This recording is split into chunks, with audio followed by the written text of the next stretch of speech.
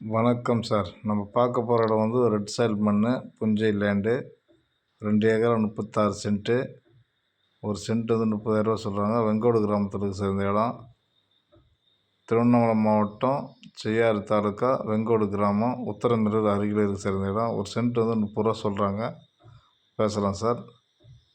நேரடியாக ஓனர்கிட்டே பேசிக்கலாம். Red soil மண், மிஸ் பண்ணுறாதீங்க, பாருங்கள்.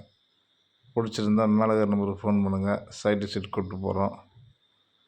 இடம் ஒரு ரெட் சாயில் மண் ரோடு தான் இதில் வரணும்.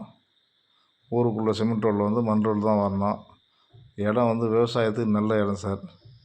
அனைத்து விவசாயமும் அந்த இடத்துல வரும். தென்னை மரம், மாமரம், செம்மரம்,